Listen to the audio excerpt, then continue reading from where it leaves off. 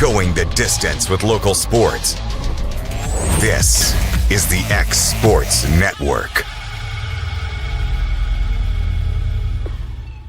Did you know that Resource MFG, an employee bridge company in Lawrenceburg, is the first and largest national manufacturing staffing company? They work alongside the top plants and facilities in the area to provide you with job opportunities in production, quality, maintenance, supervision, and all levels of management. Resource MFG has positions open right now to meet your needs today and a full staff ready to work with industrial partners to grow opportunities for this generation of workers and the next. Reach out today and start your employment journey with Resource MFG.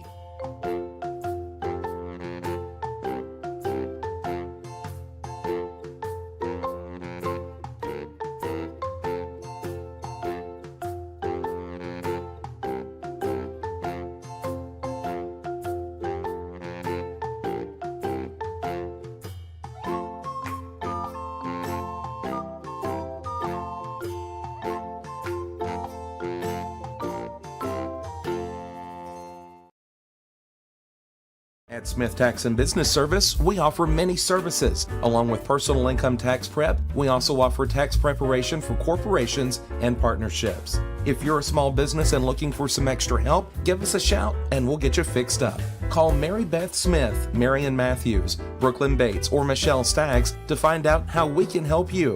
Located at 208 Pulaski Street, phone 931-244-6633. Are you tired of missing out on family life just to be treated like another truck number? Since 1986, Southeast Carriers has been a family-operated business based in Lawrenceburg, Tennessee. Being family-owned ourselves, we understand the importance of family, which is why we value it above all else. With our large number of dedicated lanes and our friendly staff, we are able to evenly divide your home time with the amount of time you spend on the road. We offer multiple benefits with large company pay now starting at $20 per hour, all while keeping a small company environment. For more information, visit our website, southeastcarriers.com, or check us out on Instagram and Facebook.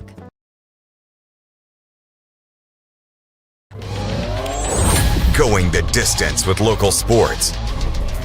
This is the X Sports Network. And welcome everybody here to X Sports Live, brought to you by CMB Linen. AJ Good here with Bryant, Gobble, and Michael Marks. And guys, a very busy Friday, especially when we're talking local sports.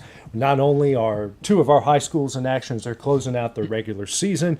We got three of our middle school teams playing in the state tournament back to back to back. A busy, loaded Friday night here in Lawrence County. And it's a very exciting time because well, they have a chance. We have a chance to bring 3 state championships back to just this county tomorrow. So it's a very exciting time, and I mean, we've seen all 3 of those middle school teams throughout the year. We know how talented they are, so we'll be cheering for them tonight and tomorrow. Yeah, I don't know when the last time something like this has happened. I remember I was in middle school, maybe 2011. Potentially 2012, all 3 girls teams from the high school level went to the state tournament. I remember they were like shirts made, people were all excited, and this is reminiscent of that. So another chance for all 3 schools to be represented. Good for the middle schools that don't always get the most recognition, but now they are. Like, they're having the send-offs, they're having a police escort to, and it's good for the kids. This is going to be something they'll remember for a long time. So I'm really happy for them, and hope they all have great luck so we can watch them again tomorrow. The only thing I can think of since I've been here is all 3 of our high schools making it to the state volleyball tournament. So, and me having to go bounce back and forth from gym to gym. Thankfully, everything was staggered. The only one I was a little bit worried about, I think it was Lawrence County, then Loretta, and I think I was walking in. This is back when all I did was plug it into the phone and do a little. I still have the headset where I just plugged it in, and I did it through an app, and it sent it back so everyone could listen to it. That's the only other time. I think I walked in like 15 minutes before they actually got going, so it was a little hairy, but we got through it there. But you guys have seen them way more than I have. I've only seen them on a couple of occasions. Just tell us first off, with the E.O. Kaufman girls, what should we expect tonight as they get ready to take on Dyersburg? Very sound defensive team. their home games in the tournament. I mean, they beat Bridgeforth 49-15 in the first round of the district tournament, beat East Hickman 44-13 in the district championship game, and have put up pretty comparable scores since then. Very good defensively, but they got some offensive players with a ton of skill. Maddie Bird, a great scorer. Emma Surratt's come on lately with the 3-point shot. But it's going to come down to their defense and rebounding tonight. Yeah, I would just echo the same thing. They are aggressive defensively. They can pull out a mean trap, a full court press. They can put the pressure on full court, and they remain sound throughout the whole court. If there's a bust, they're getting back and they're working through, trying not to compound their mistakes, I guess is what I'm trying to say. So if they make one, they're not really going to let it snowball into another on the defensive end, which is great, which leads to opportunities on the offensive end. They have a lot of different girls that can score. It isn't just one girl that can score. They have 4 or 5 different options on the floor, and all of those 4 or 5 different options are going to be able to take it to the basket at any given time. They shoot well, and they play aggressive defense, and that's pretty much what you need for success in basketball. Shoot well and play good defense, right? Yep. Yeah. Simple things, right? Yeah, that's right. What about the South Lawrence girls? Yeah, a lot of the same on the defensive end. Talking to Coach Wright on Wednesday, that was one thing he echoed, is that defense is kind of where they make their stay, because that leads to a lot of opportunities on offense. So they're going to be very frantic defensively as well. The only, I would say, room for concern maybe for these teams is this is going to be their first postseason game that they've played outside of Lawrence County. E.O. Kaufman hosted all the way. Yeah. South Lawrence, the district tournament was at Summertown, but after that they've been playing at home. Got to travel a little bit tonight. Yeah. I would just echo what Michael said. Yeah. He knows South Lawrence better than I do, so I can't add anything to that. Yeah, and then the Summertown boys, they've kind of been the same with the E.O. Kaufman girls, kind of been on the precipice of this, and they finally broke through, and now they're making the trip as well. Yeah, and they're a little bit different from the other 2 teams in the sense that they put up a ton of points, and it's going to be one of those games where if you can keep up with them, it'll be fun. But man, when they get going and they get running up and down the court, a lot of teams get caught watching. Yeah, they do.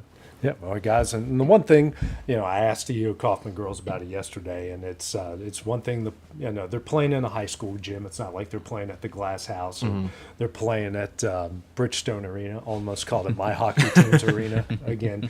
But there's something to be said about kind of the moment, the pressure, as I like to call it, bright light syndrome. How do you think these teams are going to handle being in that, even though you're not playing in the big arena, you're playing in a high school gym? How do you think these 3 teams handle it tonight? I think that they should handle it fine, obviously. I think the big thing that they have to tell themselves is there's another middle school team that is coming from really far away. Looking at some of these teams, they've got to make some travels. Dyersburg. Yeah, I would say Dyersburg. One of the teams from in South Lawrence is from Strawberry Plains up near Knoxville. So a lot of teams got a lot of travels to make, and they've been in similar situations. They've been playing a bunch of middle school games lately, and now meet in the middle at a big high school gym. It's going to be interesting. They should recreate the scene from Hoosiers where they just measure 15 feet to free throw line, right? 10-foot high rim. Yeah. It's the same circumstances, but just a little more fanfare, I guess, or a lot more fanfare. And I'm not saying we should do without the fanfare. Like, that's great to celebrate these kids, but the coaches have to make everything just as normal and routine as possible, because you don't want the bright light syndrome setting in. You just be like, guys, we're going to prepare for this game the same way we have every other game. We're going to treat this as, yes, it is a big opportunity, one that we haven't had in a long time and might not get again. But at the same time, we're playing on the same dimension court. We're playing with the same team that we've been playing with all year. So you got to keep those things in mind when you're preparing for a big game like tonight. Yeah, and I think chemistry is going to be the big thing. These teams have been, I mean, you interviewed a team, I interviewed a team. The camaraderie is there, and that's something you need to make a big run. I think that, at least with the teams we interviewed, they're close enough that, really anything can happen. And they've been playing so well with each other lately that it's just really exciting to see this happen. Let's move on to the high school side of things, and what a week it has been for Summertown. Knock off a pair of rivals. Loretta knock off Summertown, and then they knock off Richland. The girls and the boys, those are 2 really good teams that got wins against. And how about the boys? They just decide, you know what, we're just going to make everything dramatic, and we're going to win everything at the last second. Yeah, I mean, this week 2 buzzer beaters. Now, last night was the first one this season that they were down when the shot went off. They had been tied in the other 3 games that they had hit buzzer beaters, but Mason Tidwell really went hero mode there. 18 points in the fourth quarter was just unstoppable. And listen, the Mustangs needed some points, and he got them. I mean, that's really all I can say. I went back and watched it this morning, and they were down like 6 with under 60 seconds left. Yeah. Like that was, and then they. Richland hit some free throws, 30 seconds left to extend it back out to 5. I stopped watching at that point. I was paying attention, and I turned it. Because if you heard me when Tidwell, I think it was his second 3 he hit, to maybe cut it to 3 or 4. I didn't sound as excited because Richland had just hit 2 free throws. I figured we were going to get the same thing again, but steal, the no call, and then. It is what it is. Yeah. It was exciting to watch. I mean, but the last 4 seconds, I'm glad there wasn't like a whistle and a foul call there at the end. I didn't want a game like that to be decided at the free throw line.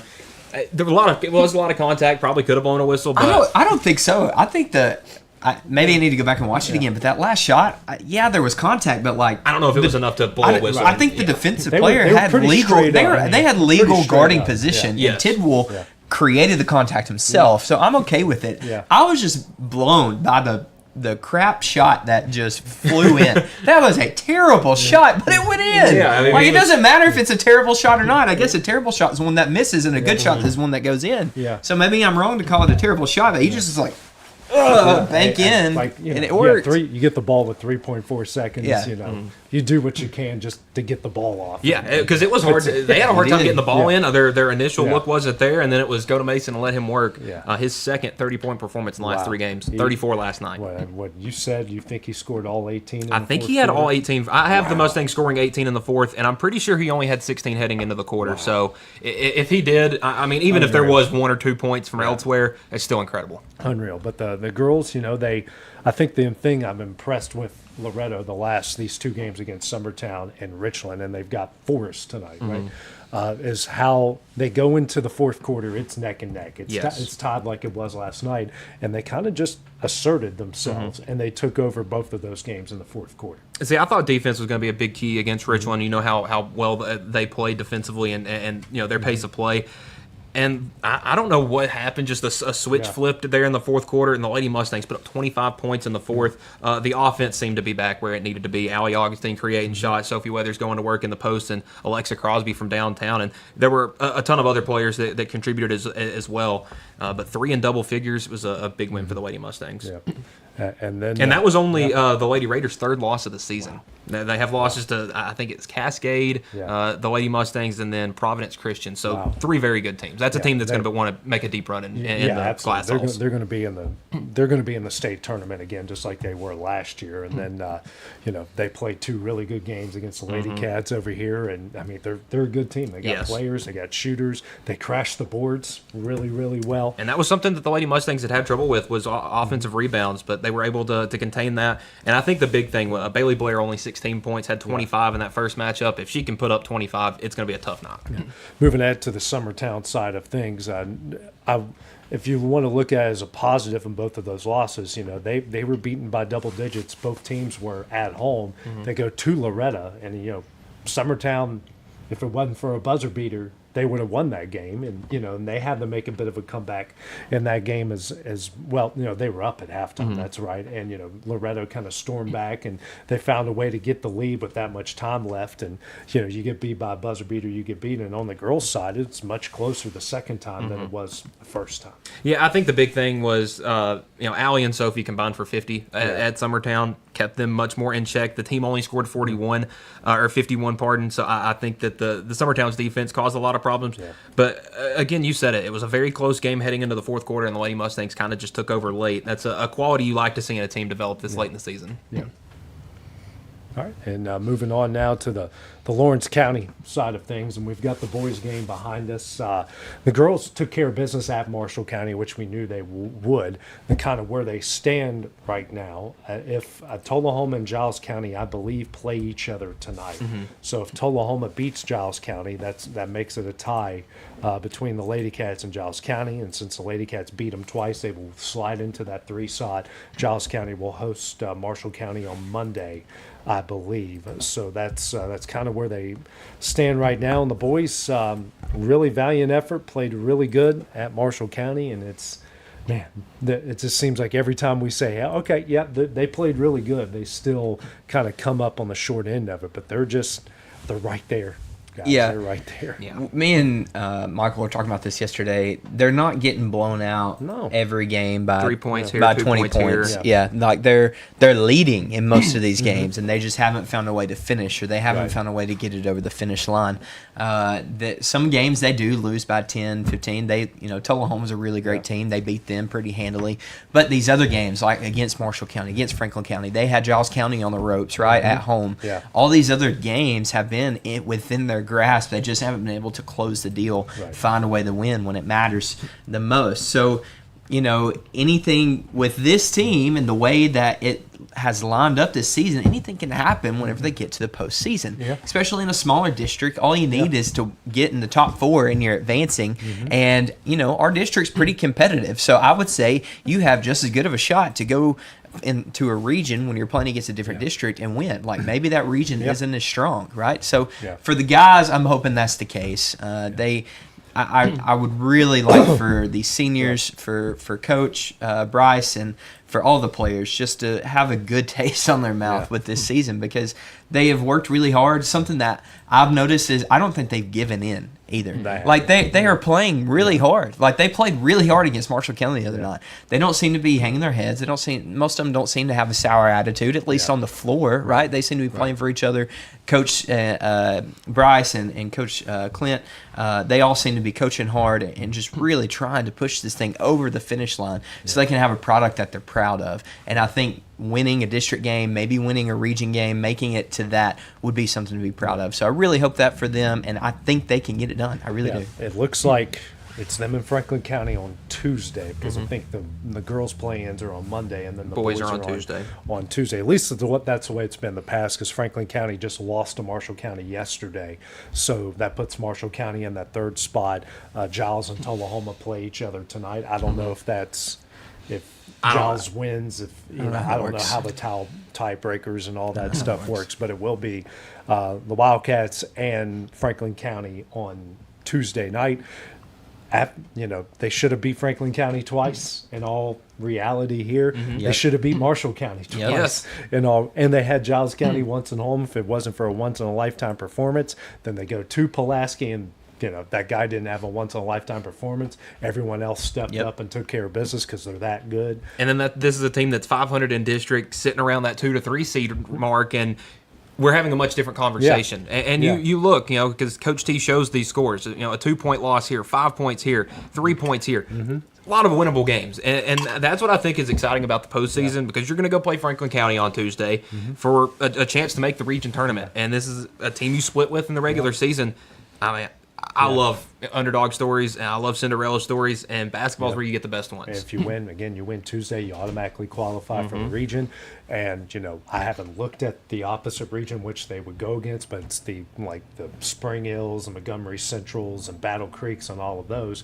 We don't have to go to Upperman for Stone Memorial. Really stinking good teams. Yeah, I would say Upperman's legit this year. All Mr. Basketball finalists and all that stuff, guys. So, that's a very, very good thing. Well, coming up next, guys, we will head to the world of national sports. We'll recap the Super Bowl, see what's going on, everything in the world of the NBA, and plus we'll take a look at the Vols in basketball and baseball. Starts this weekend. That will be next when we return. Make your property rock and roll with services from G&S Excavating, specializing in white sand, compost, mulch, topsoil, landscape gravel, and steel landscape edging. Turn to the pros who know how to make your project shine with years of experience. The best part is they're locally owned and operated. Choose from a vast selection of mulch and rock from their conveniently located facility at number 3 Valley Road in Lawrenceburg, just off Buffalo Road. Phone 931-279-3841 and get started today. Hey, this is Phil Hooper. Get the look you want for your favorite school, church, or business with apparel from HD Ink Screen Printing in Leoma, Tennessee. Got a logo you need embroidered or screen printed? Let HD Ink give you the professional look that sets the bar in today's world. We do fundraisers and custom designed apparel and so much more. Call today, 931-201-2961, or come see us at our new shop located at 26 Ingram Road in Leoma. Remember, HD Ink for the look you want and the look you deserve.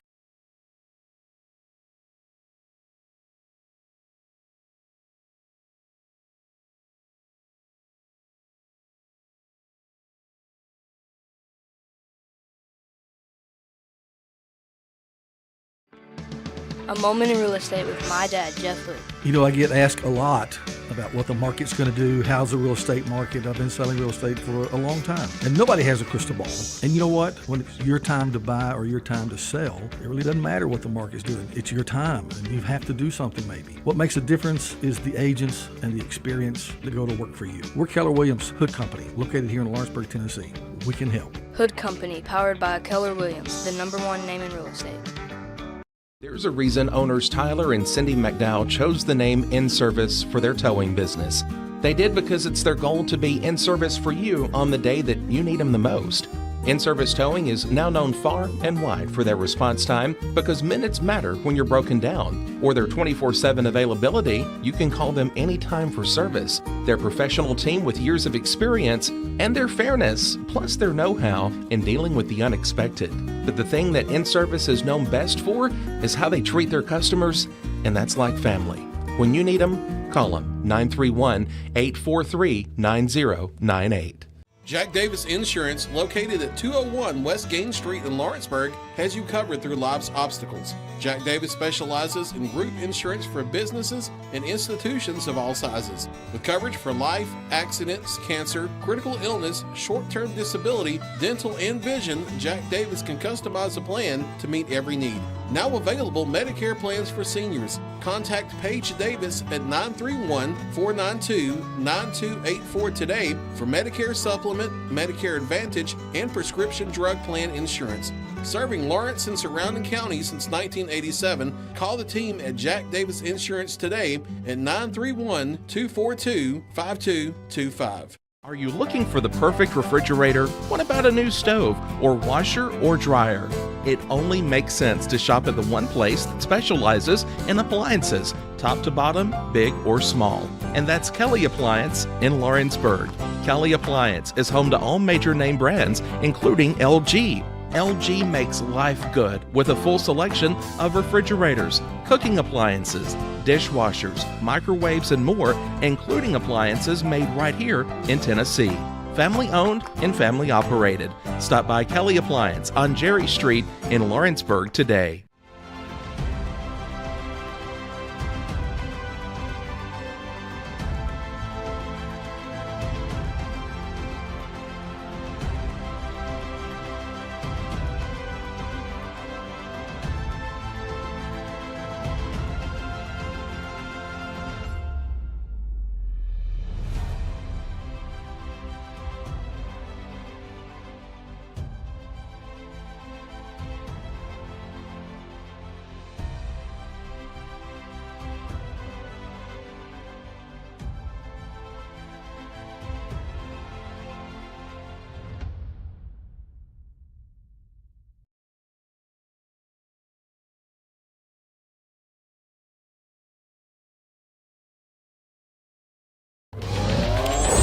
Going the distance with local sports.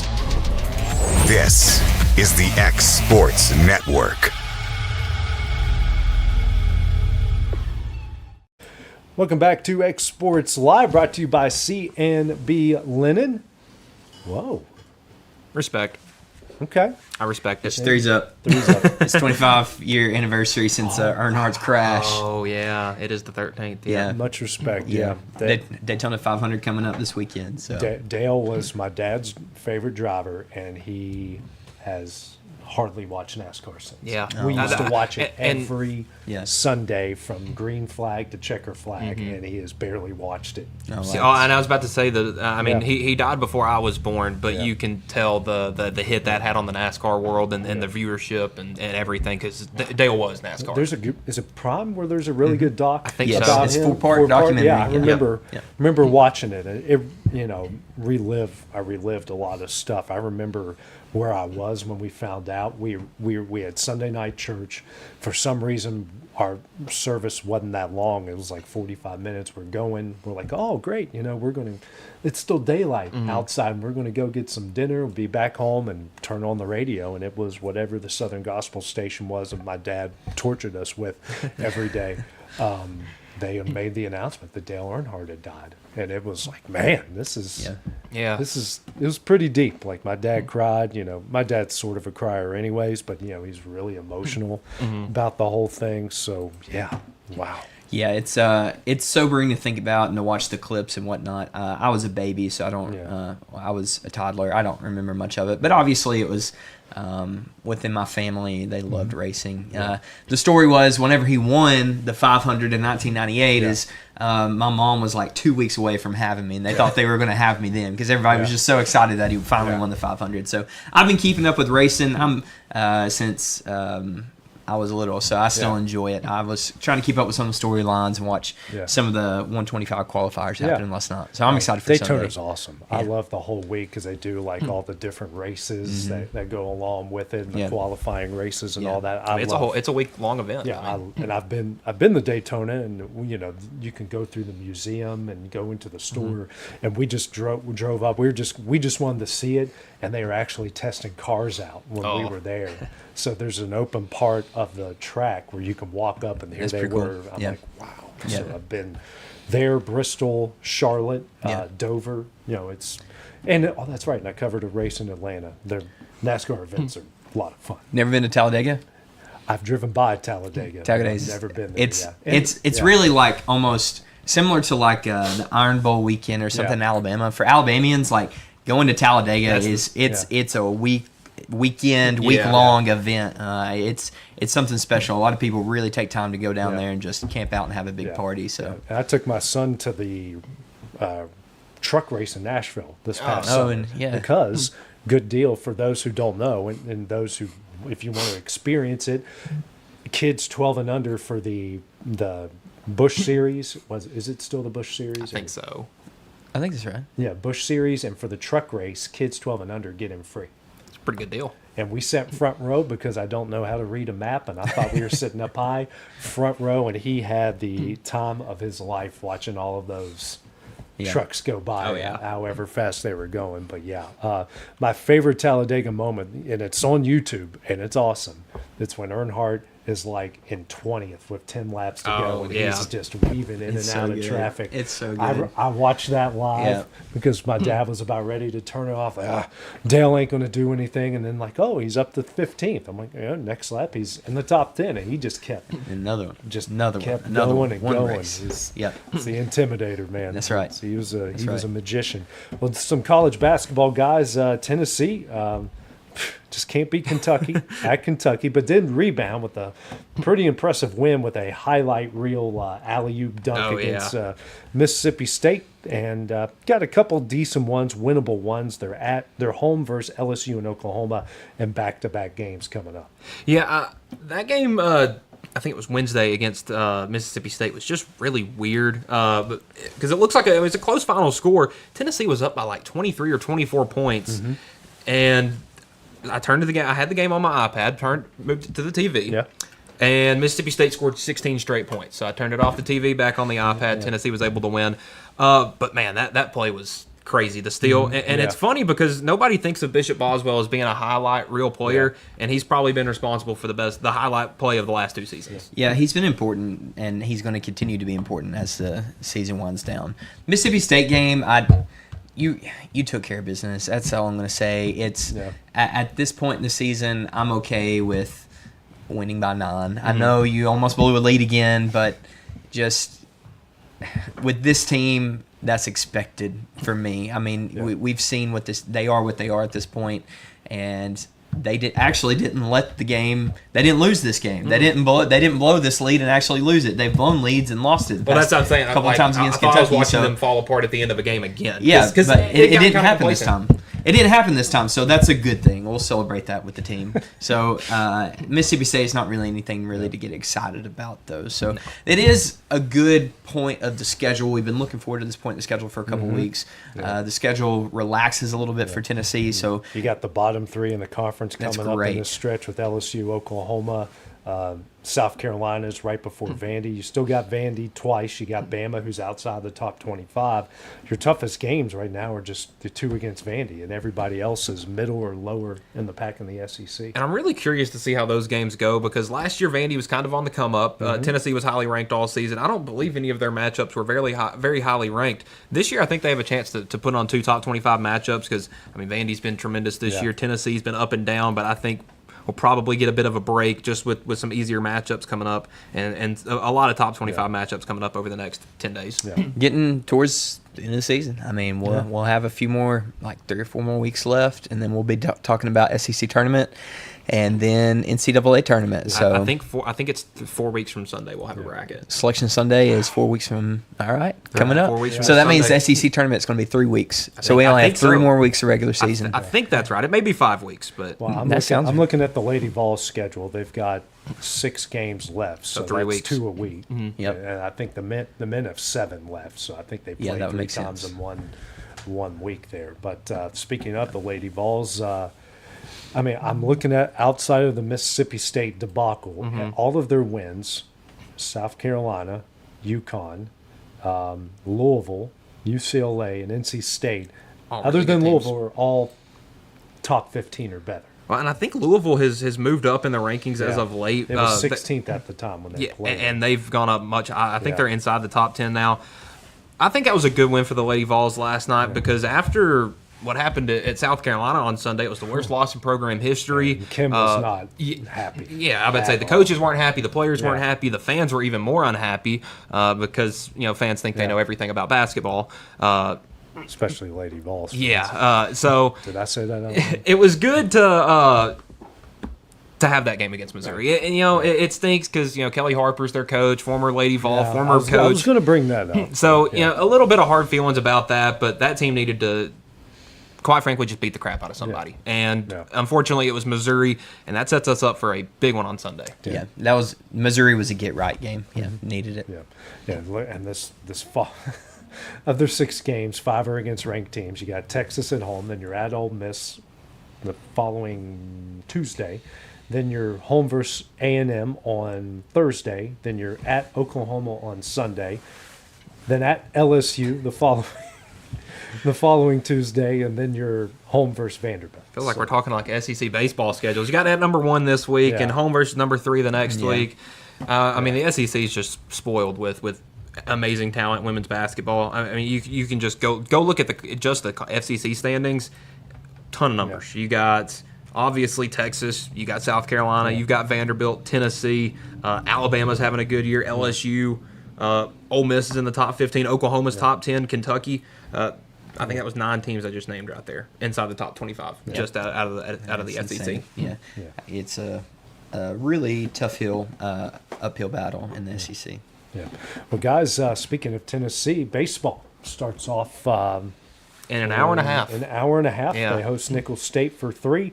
Then they get this. These are their first 8 games: 3 versus Nicholls State, UNC Asheville 3 versus Kent State, and then Bellarmine before they go to the Amagi Bank College Baseball Series over down in Arlington, where they got UCLA, Arizona State, and Virginia Tech. So, they should go to Dallas, it is Dallas. Should go to Arlington, should go to Texas 8-0 by the time they get there. Should is the key word, and that's where college baseball's got a little bit of its weirdness, because last year we saw Texas A&M in this same spot, very highly ranked, lost their coach from the year before. How is Tennessee going to rebound? I thought it was a big hit losing both Vitello and Frank Anderson, your pitching coach. I got a lot of confidence in this team, though. It's a lot of returning guys, a lot of names that you're going to be familiar with.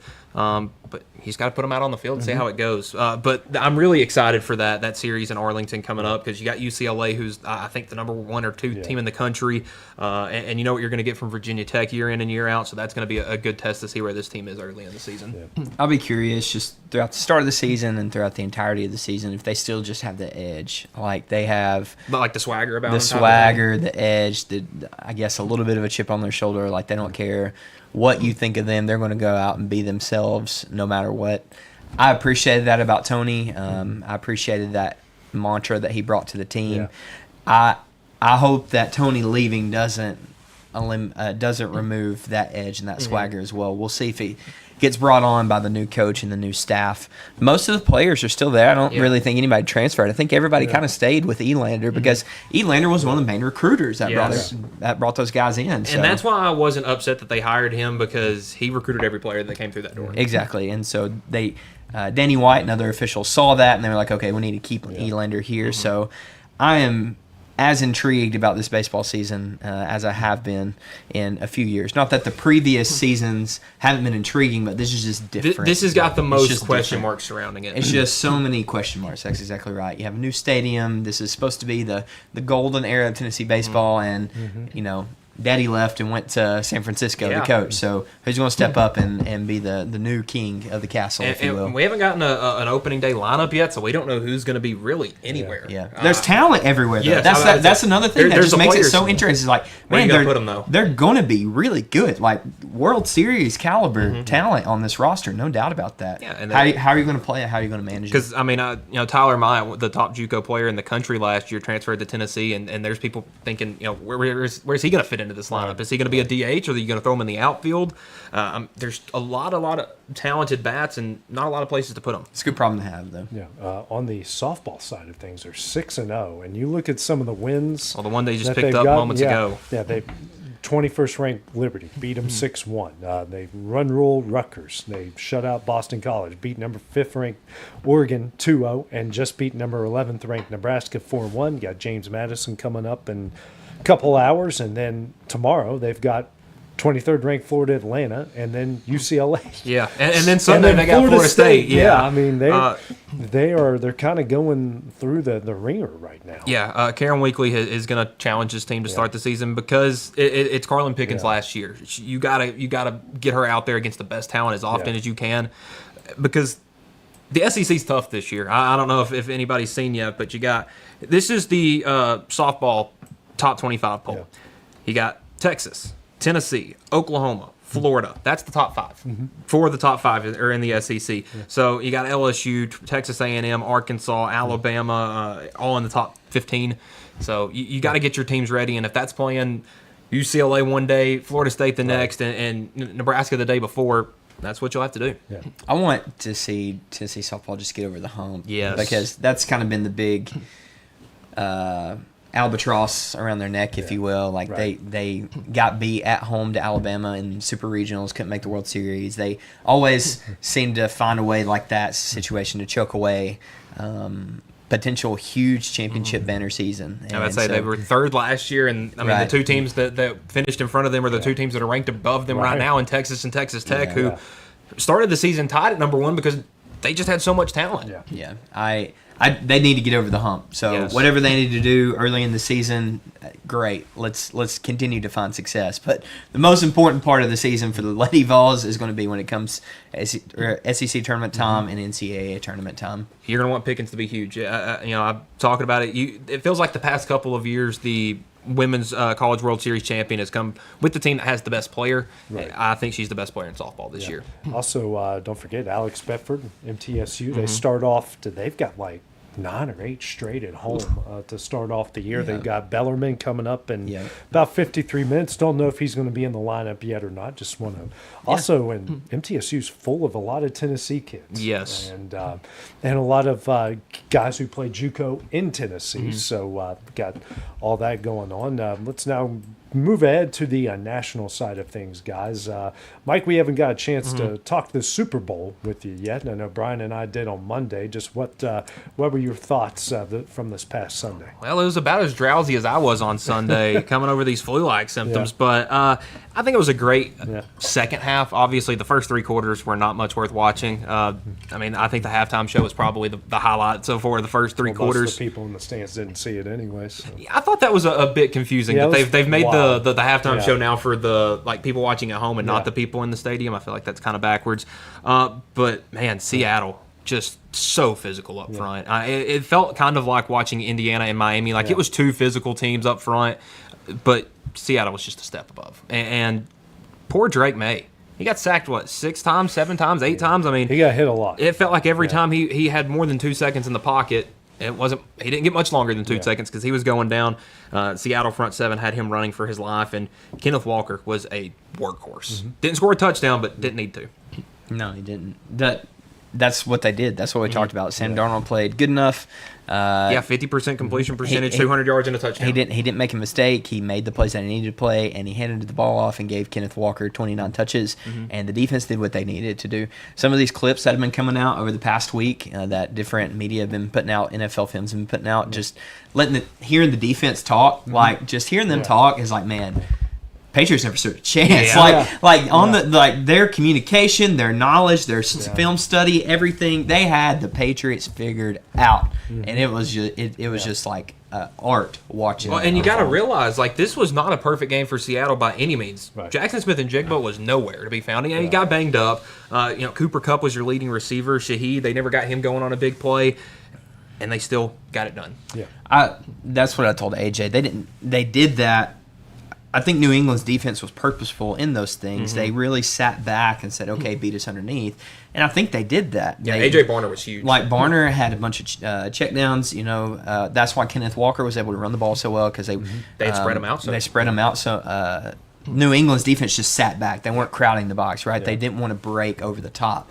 And so as the field got shorter, though, that defense was able to compress a little bit. Things got a little bit tighter. And that's when Seattle was like, we're not going to be overly aggressive here. We're going to kick a field goal instead. And they kicked enough field goals and scored enough touchdowns to win the game. I mean, it's like we talked about on Monday. I think the reason they weren't as aggressive in some of those third down situations on the Patriots side of the field was they knew how good their defense was. Exactly. The way they controlled take the points. The way they controlled the field position. Yeah. I mean, it felt like every time you look at New England, it's 1st and 10 at their own 6. Yeah. How are they going to do it? How can you do anything? Their punter had how many inside the 5? Like 4, maybe 3 or 4. And you know what? A lot of people they won the game in all 3 phases. They put Michael Dixon on one of the Super Bowl graphics, and a bunch of people were like dogging him. It's like, why are you putting the punter in the graphic?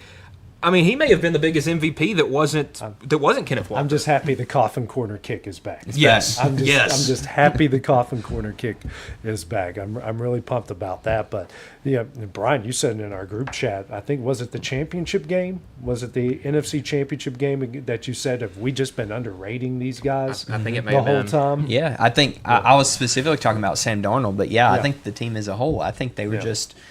People weren't giving them the proper respect that they deserved. I'm not saying act like Sam Darnold's the next Tom Brady or Patrick Mahomes, but they were playing better football than anyone all season. Yeah. And everybody kept talking about, well, what about the Broncos? What about the Patriots? Or, whatever, the flashy toys that San Francisco 49ers have, right? They're the Rams, Matthew Stafford, right? All these other teams were getting the attention in the media, and the Seahawks are like, okay. They were so steady. We know who we are. We're steady. We're consistent. We're going to keep rising. And they did, because they were the better team. Yeah, absolutely. Can't disagree with any of that. Well, guys, 9 points. That was the total deficit. Their 3 losses this year combined 9 points. The Seahawks, and those were to the 49ers. Opening day. A very good team. The Buccaneers, who at Week 5 were one of the better teams in the NFL, and then the Rams in the middle of November. Yeah, I mean, 2 playoff teams and a team that should have been the playoffs if it wasn't for a Baker Mayfield collapse.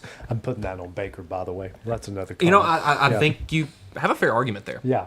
I think you do. I think he just I'm going on a tangent, but I kind of want to hear that whole chip on the shoulder.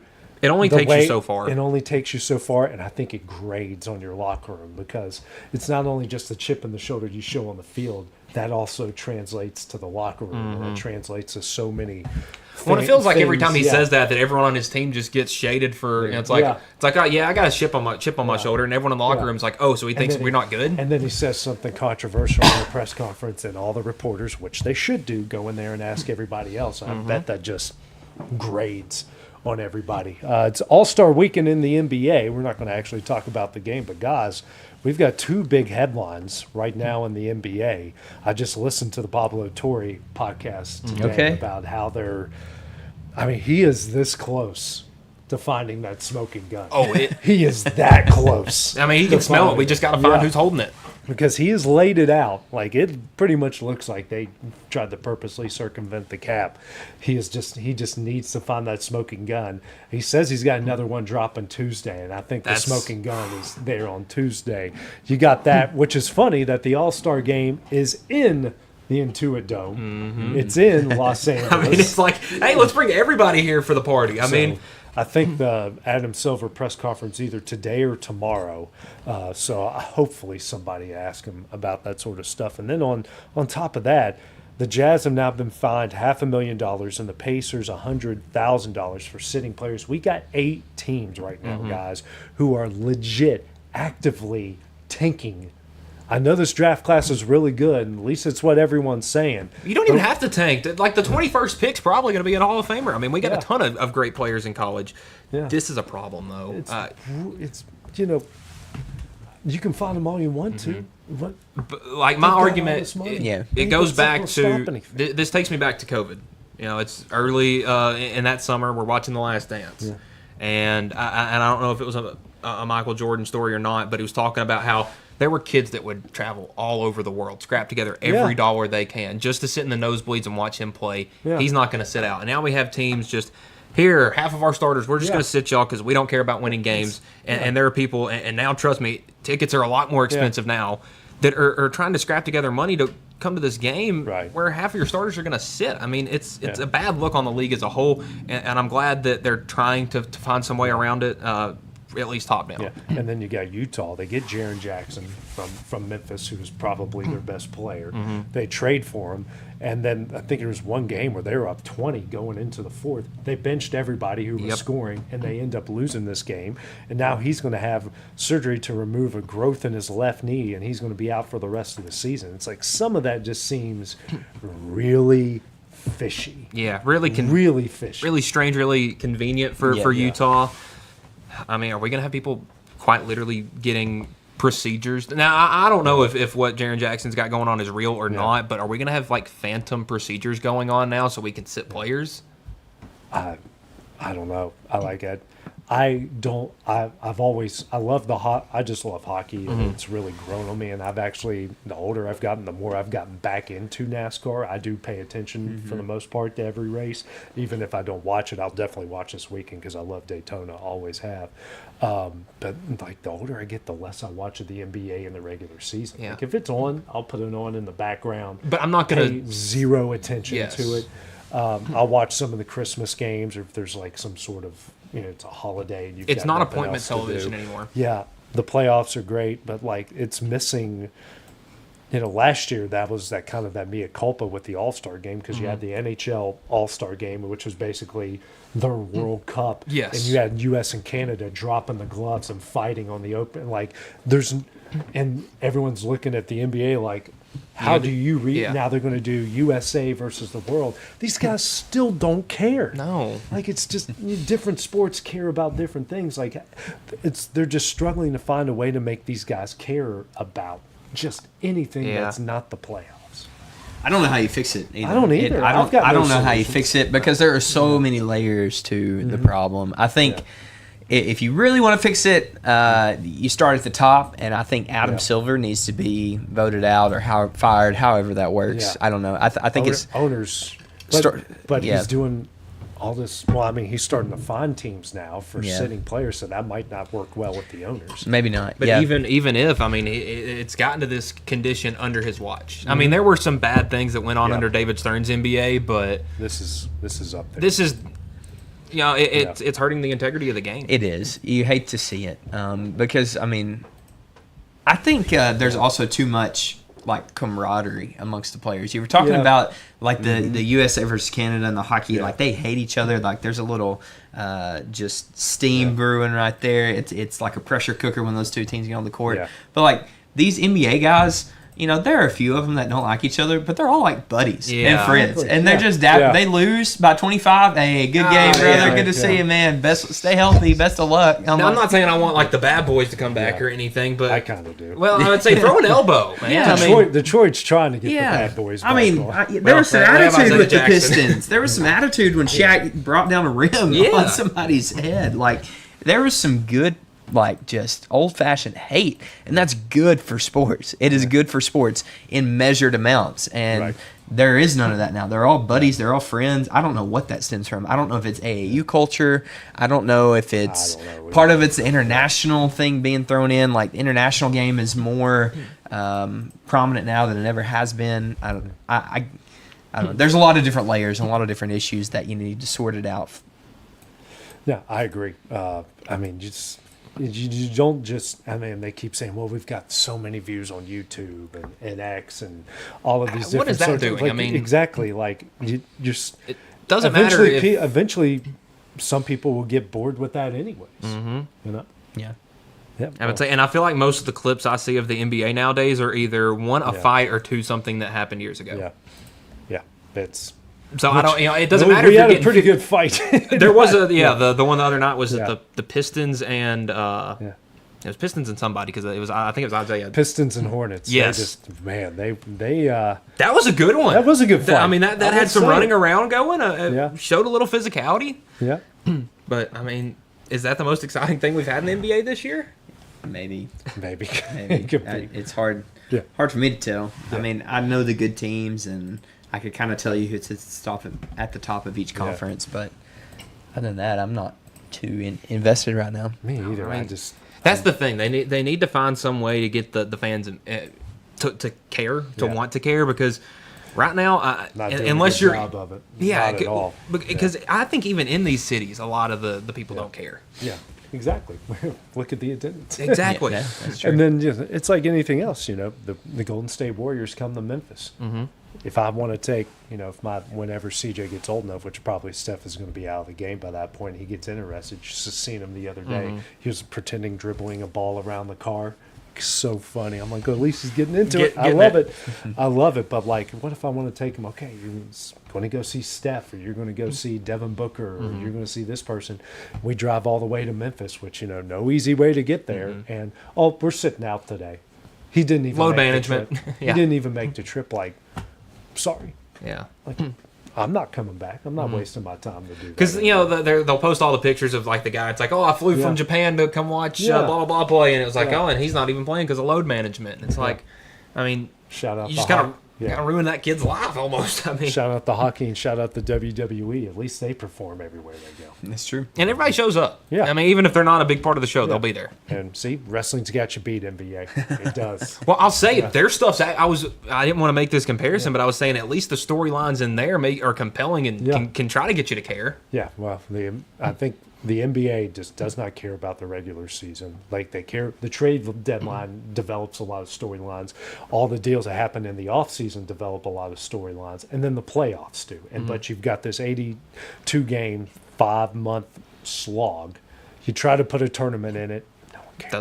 Doesn't work. And then I think it's they gave the players too much power. And how do you put the cat back in the bag? Who knows? That's a good word for it. You give the players too much power. I like that. Yeah, absolutely. Well, Bryant, you talked some NASCAR. You got any predictions coming up for the 500 on Sunday? No, Kyle Busch has a really fast car. Like he qualified. I was going to bring up. I didn't know he was 0 for 20. Yeah, I didn't know that. Yeah, so that was kind of the clip that got brought up. Is the announcer? Is it Mike? Why can I not think of his name?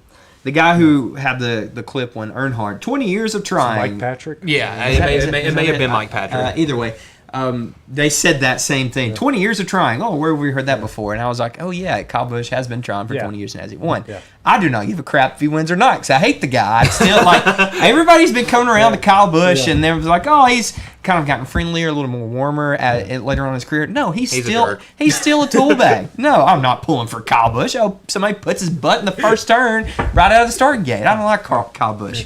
Give me a break. I'm excited to see some of these older guys. Jimmy Johnson's qualified and racing again. That's my guy. So, Jimmy Johnson will be in the field.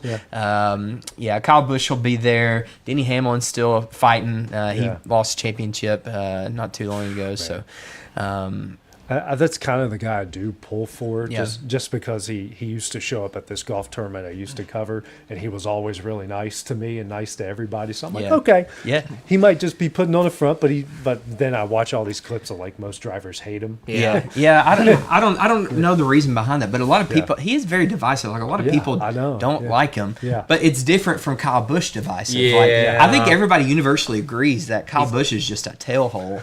But Denny Hamlin, on the other hand, I don't know. Moments. He does, yeah. So either way, but there are some big. I mean, Chase Elliott is back, I think, in the top 10 qualifying too. Yeah. Joey Logano shaved his head because he has alopecia, I think. So he's been fighting some autoimmune type things, but he has a new look. Shout out Jada Pinkett Smith. Yeah. That's right.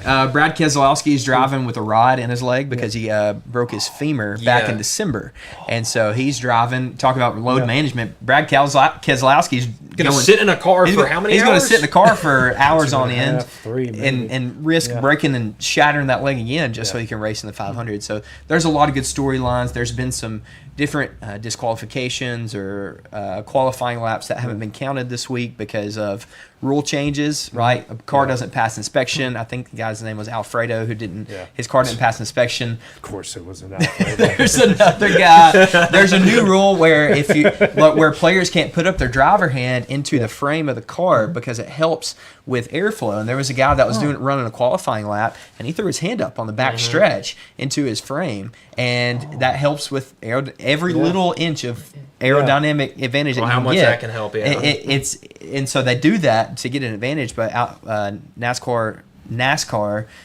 didn't count that qualifying lap for that guy. So there's been a lot of good storylines this past week. I don't know if rain's going to move in. That could literally rain on the parade on Sunday. We'll see how all that. I think a bunch of checks out. A bunch of familiar names is a good way to get kind of fans back into it because I mean. Every single one of those is a big name guy, and I think that when you got a bunch of big names in that makes the Daytona 500 that much more special. I do kind of root for William Byron though, because at that Nashville race I was telling you about, his agent sat in front of me and my son, and him and his family were really, really sweet to CJ. How nice they were. Great. And so I'm like, okay. And he was like, he was, we're just kind of talking. I'm like, I'm trying to get in. My son loves monster trucks, but I'm trying to get back in the racing, and he had like a William Byron hat on, and we just got to talking, and he just wasn't like right off. I'm William Byron's agent. Like he was like really nice about it, and then kind of like slid it in there. I'm like, okay, and like you guys are being so nice to two just normal people that don't want to pay to come to don't want to pay $500 to sit in that same seat. I'll pay $35 to watch the truck race. They were great. So I'm always kind of rooted for them after that. Well, guys, that was a lot of fun. So Monday we'll be back in action, and we'll have district tournaments fully fleshed out by that point, and then we'll have the 500 to talk about. Middle school state championships, maybe. We'll see. Yeah. Praying at least top 4 finishes. Top 4, Hey, praying and hoping for the best. So for Bryant, Michael, and myself, we'll see you guys on Monday. Going the distance with local sports. This is the X Sports Network.